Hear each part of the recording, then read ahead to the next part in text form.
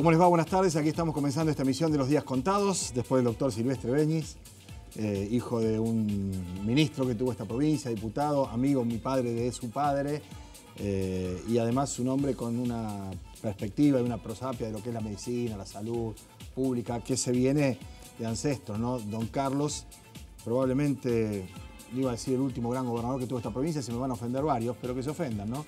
Esto está puesto así en esos términos. Bien, estamos aquí para acompañarlos durante los próximos 30 minutos. Tenemos un par de invitados. Vamos a compartir inmediatamente el bloque siguiente con Nicolás del Caño, diputado nacional, que ha estado hasta hace un rato nada más con los trabajadores de Cargill, que hoy llegaron a la mañana a tomar su puesto de trabajo y se encontraron con un cartel prolijitamente redactado y escrito diciéndoles que no iba a haber trabajo. Después lo vamos a mostrar porque tenemos las imágenes, por supuesto, del ingreso a la fábrica, del conflicto en ese lugar.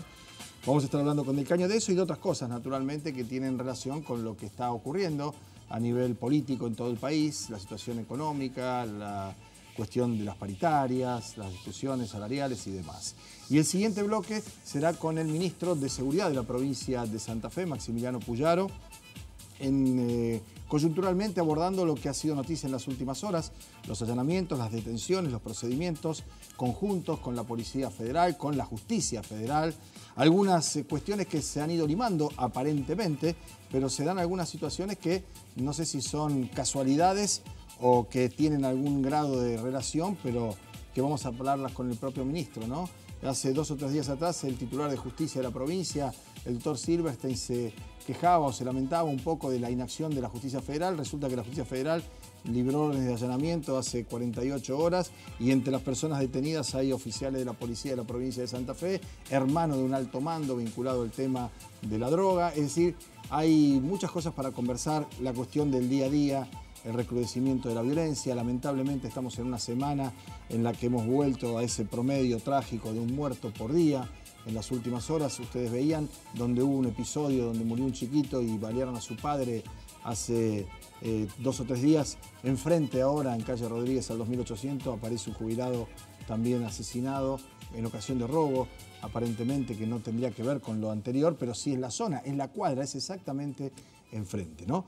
Así que de eso vamos a estar hablando también antes de finalizar el programa con el ministro de Seguridad, Maximiliano Puyaro. Pero antes de ir a la pausa y presentar la primera entrevista, la referencia a la noticia del día, que fue tapa de todos los diarios en el mundo por la personalidad a la que afecta, nada menos que Luis Ignacio da Silva, Lula, presidente de Brasil, un hombre que cuando se retiró tenía un alto grado de aceptación entre su pueblo, que sacó de la pobreza a 35 millones de brasileños y que ahora, con una foto borrosa de un hombre que está de espalda, morrudo, parecido a Lula, como única prueba, atribuyen a él la propiedad de un departamento que, dicho sea de paso, las escrituras y documentos están a nombre de Odebrecht, un triplex en Guarujá, y con eso arman la causa por la cual lo condenan en primera instancia a 9 años, en segunda a 12, y ahora el máximo tribunal, con el desempate del voto de la jefa de ese tribunal, de la presidenta, dice que Lula puede ser detenido e ir preso en los próximos días. Con lo cual se alteraría la perspectiva de una campaña electoral que lo tiene como favorito, con muy buen posicionamiento de cara a las elecciones de octubre, y veremos si llega o no a ser finalmente el candidato. De acá hasta que eso ocurra, vamos a ver qué es lo que pasa en Brasil. Esto es todo lo que vamos a decir por hoy. Vamos a ver cuál es la perspectiva y el desarrollo de los acontecimientos cuando el ejército ha entrado amenazando, diciendo que si no era la justicia iban a ser ellos los que iban a restaurar el orden que se arroga a un militar para decir que Lula tiene que ir preso. La sola votación de 6-5 no habla a las claras de un proceso judicial absolutamente claro y contundente de culpabilidad de Lula. 6-5, no salió 10-1 o 9-2 la votación. 5-5 y definió la presidenta del tribunal, ¿no? Esto en torno a lo que ocurre en Brasil. Lo decía Jorge Asís, un intelectual del menemismo, si es que se pueden compatibilizar los términos, digamos, desde el punto de vista semántico, y acá vienen los menemistas encima, ¿no? Pero Asís, que era algo así como, y voy a hacer otra comparación que les va a caer peor todavía, ¿no? Bernard Shaw era el intelectual que polemizaba con Churchill, en todo caso Asís sería con Menem, pero Asís dijo, esto de Lula y de Dilma es como si lo metieran en cana a un presidente por un departamento en Santa Teresita, en el caso de Lula, o destituirla a Dilma por un sello mal puesto. ¿no? Esta exageración, producto de la mente de Asís, de esa ironía y de su manejo literario, tiene mucha relación con lo que no se pudo comprobar en el expediente, ni en primera ni en segunda instancia, y que el Tribunal Supremo decidió no abordar, y la presidenta, cuando decide volcar la balanza 6-5 para decir que Lula puede ir preso, lo hace desde el punto de vista técnico, no del aporte de pruebas para justificar o para establecer la culpabilidad del expresidente de Brasil. Pero insisto, esto es final abierto, esto recién empieza, vamos a ver cómo continúa esta historia, teniendo en cuenta que Lula es un hombre que tiene un 38 a un 40% de intención de voto, el que viene atrás de él tiene 20 y pico de puntos menos, y que en Brasil hubo algunas movilizaciones distintas a las que se conocieron cuando se empezó con lo del Lava Jato, y tenían relación y corporizadas por otra gente que protagonizaba, con otra fisonomía, con otro comportamiento, porque después de 40 años hubo un paro general, y a esa marcha fue otra gente que bajaba de las favelas, que conoció la historia de sus propios familiares y la propia misma de haber dejado en algún momento de ser pobres para entrar a otra categoría, para llamarlo de algún modo, de la vida de Brasil. Todo eso dependerá de lo que ocurra la próxima semana, si es que efectivamente van las tropas federales a buscarlo a Lula a la casa y deciden meterlo preso. Hacemos la pausa. Cuando volvamos, el diputado nacional Nicolás del Caño con nosotros. Vamos a hablar de Cargill y de algunas otras cosas más. Ya venimos.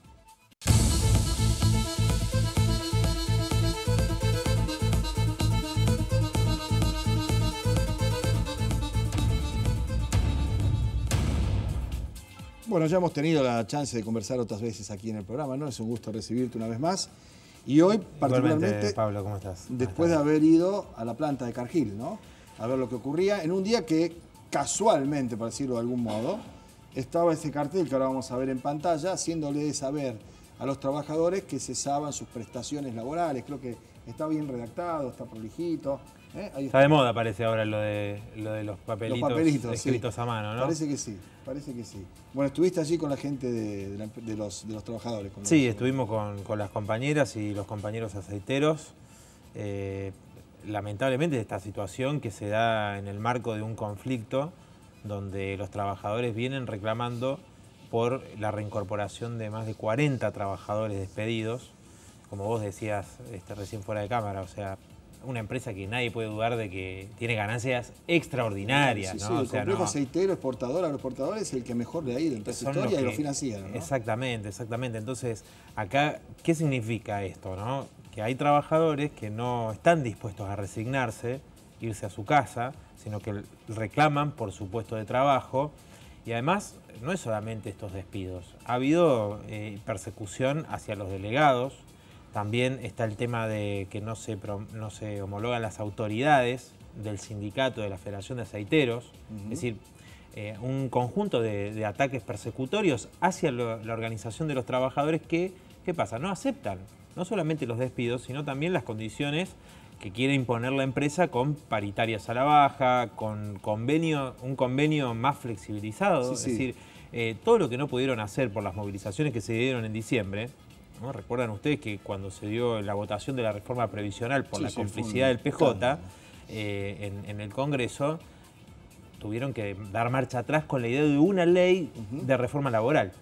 Entonces, ¿qué quieren hacer? Avanzar sector por sector, ¿no? Y entonces, yo para la gente que nos está mirando hoy, charlar con esas trabajadoras, con esos trabajadores que nos decían, ¿por qué nosotros, que queremos ganar un salario justo, que queremos tener nuestros derechos, y ante empresas que ganan millones, tenemos que soportar esto? Bueno, ¿Quién nos defiende? Te agrego otro dato más, ¿no? Y estamos viendo las imágenes de los trabajadores, porque rápidamente hay gente que cree que se trata de grupos, inmediatamente dicen de izquierda, ¿no? Que lo que quieren es generar caos, destrucción. Probablemente haya ahí votantes, no le vamos a ir a preguntar a nadie a quién votaron. El asunto es que quieren conservar su laburo. Lo que llama la atención es que en uno de los diarios de la ciudad salen avisos clasificados pidiendo trabajadores para Cargill.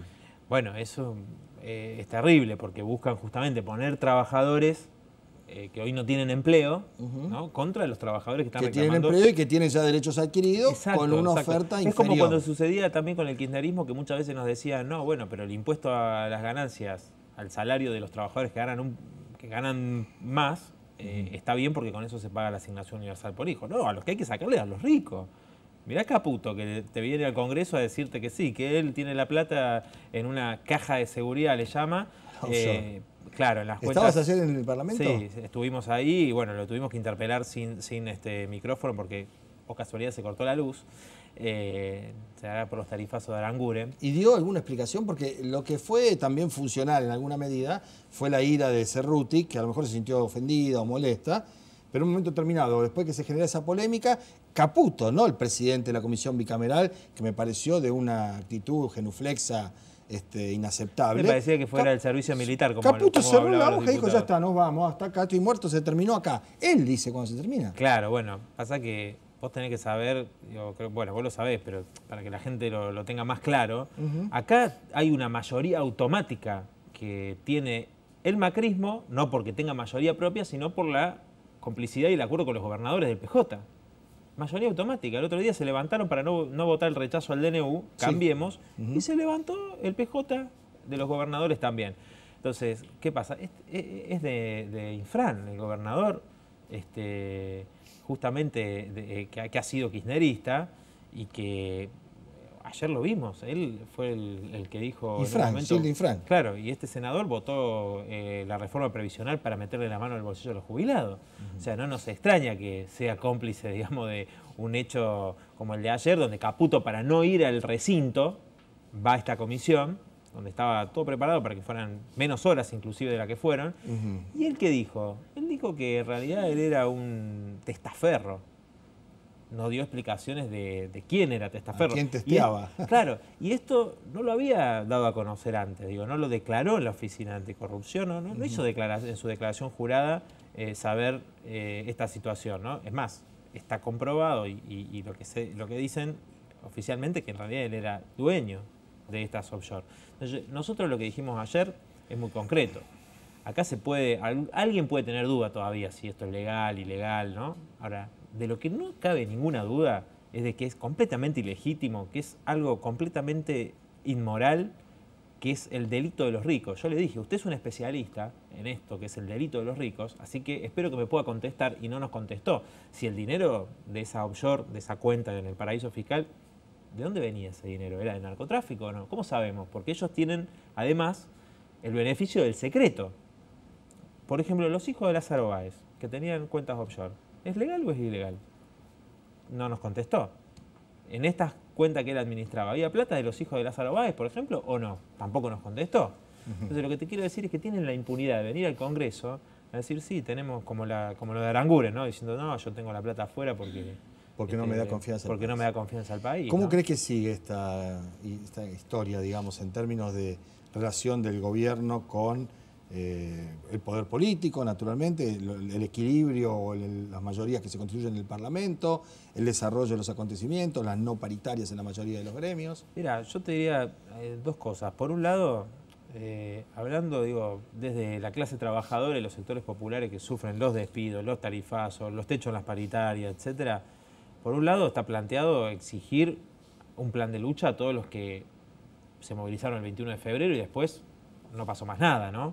Entonces, exigir un verdadero plan de lucha porque la pelea es hoy contra todas estas medidas de ajuste que el gobierno decidió aplicarlas, quizás más gradualmente, como dicen ellos, de lo que tenían pensado, pero que para cualquier laburante, cualquier trabajador, es todos los días tener menos en el bolsillo. El promedio salarial en la Argentina es 12.000 pesos. Entonces, en primer lugar, pelear para que se plantee un verdadero plan de lucha de aquellos que están en contra del gobierno, dicen estarlo, ¿no? Y no medidas aisladas que, de última, concitan la presencia de decenas de miles, cientos de miles de personas que rechazan la política del gobierno, pero que después no tienen medidas de momento de continuidad. Entonces tenés los compañeros aceiteros, como tenés los compañeros de Posadas, del INTI, de Mineros Río Turbio, de Fanazul, todos peleando cada uno por su lado. Separado. ¿No? Han hecho reuniones conjuntas por motus propios, Sí, pero sí, digo, sí, lo pero que es sin la contención cúpula estructural. de las centrales sindicales estamos hablando, ¿no? Está claro. Entonces, eso por un lado. Y por otro lado, hay que construir una fuerza política propia de los trabajadores. Se tiene que terminar que los trabajadores siempre sigan a fuerzas políticas o voten fuerzas políticas contrarias a los intereses de los trabajadores o que mantengan este sistema social. Fíjate que es tan irracional porque fugan 3.000 millones de dólares por mes del país. O sea, después se lo llevan muchos paraísos fiscales, otros no, pero gran parte de la deuda que Caputo toma, que es récord, es para financiar la fuga de capitales. O sea, toda la riqueza del país se va afuera, gran parte. Hay en el exterior, el dinero de los argentinos es equivalente a todo lo que es la deuda externa. O sea, nos dicen no hay plata, nos tenemos que endeudar. No, bueno, pero se la llevan afuera. Es decir, podríamos tener un ahorro nacional para otorgar viviendas, construir escuelas, hospitales, generar empleo, pero bueno, eso se lo lleva este pequeño puñado de grandes empresarios. Entonces, la salida para nosotros es construir una fuerza política propia de los trabajadores. Algunos nos dicen, no, un frente anti-Macri. Ya lo vimos en los 90, vos decías lo de Menem recién. Sí. Todos decían, todos contra Menem. Lo pusieron a De la Rúa. Sí, está claro eso. Nicolás, gracias por habernos visitado. No, gracias a usted y bueno, por supuesto a todos que apoyen la lucha de los trabajadores aceiteros, que es una lucha testigo contra la reforma laboral. Muchísimas gracias. Gracias a ustedes. Nos vamos a la pausa. Cuando volvamos estará el ministro de Seguridad, Maximiliano Puyaro. Ya venimos.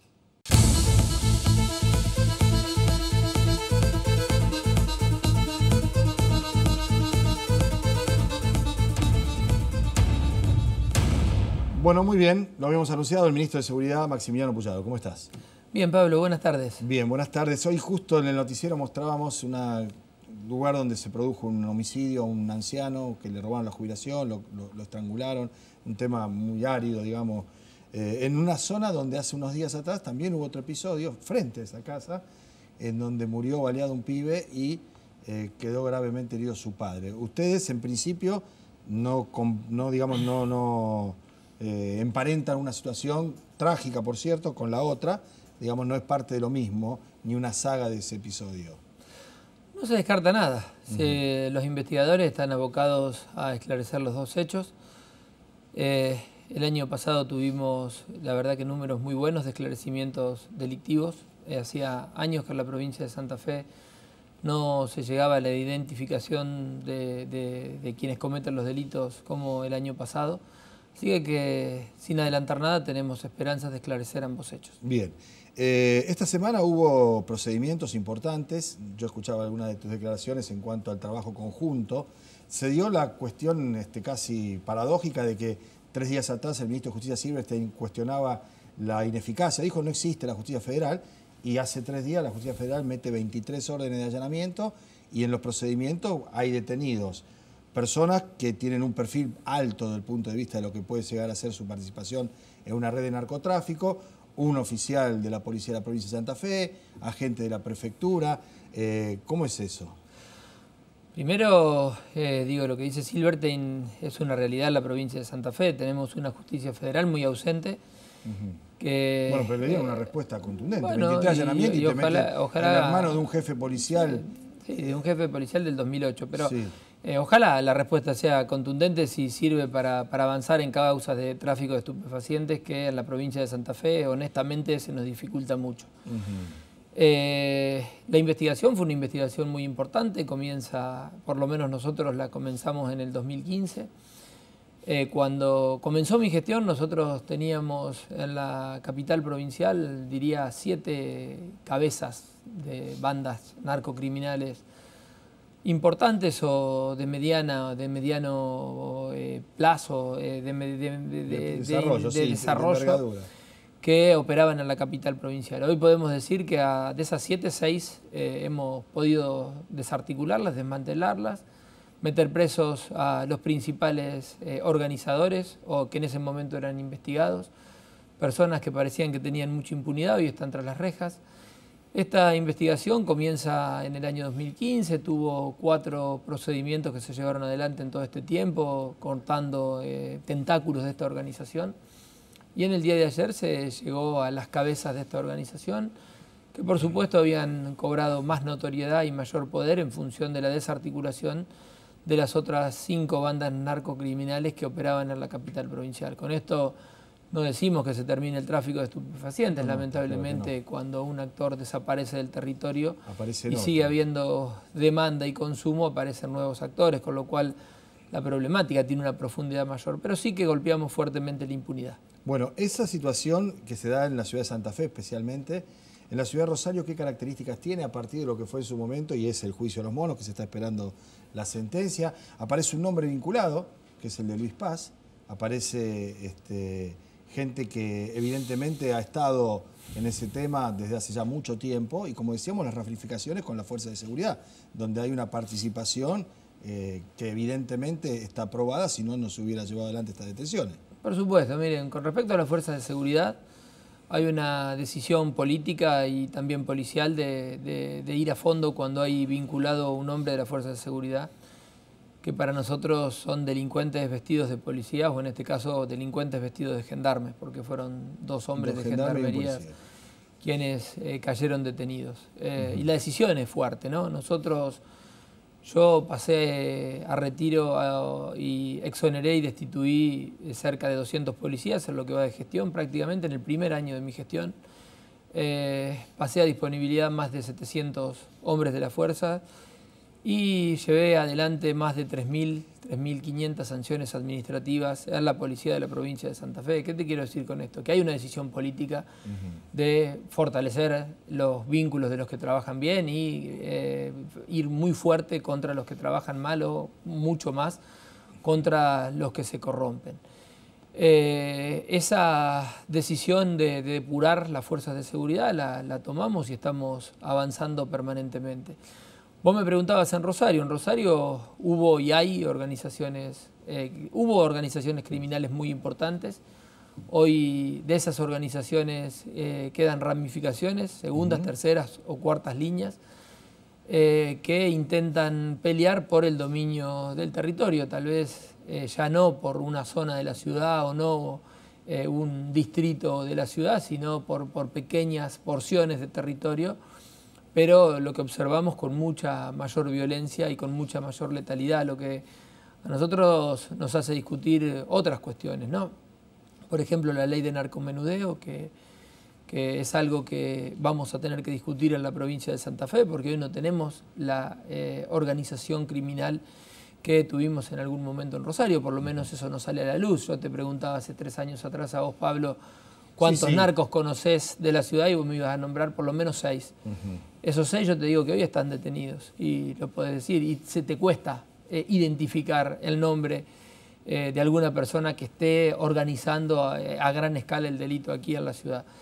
Pero sí, la letalidad sigue siendo muy, muy importante en Rosario, en la provincia de Santa Fe, aunque el año pasado tuvimos números estables a los de la República Argentina. Estamos discutiendo una política de control de armas. Vamos a ser la primera provincia de la República Argentina que tenga una política de control de armas, porque eso es una facultad del gobierno nacional. Vamos a firmar un convenio para que nos cedan esa facultad y poder llevar adelante controles, porque lo que nos preocupa en este momento es la violencia y el delito.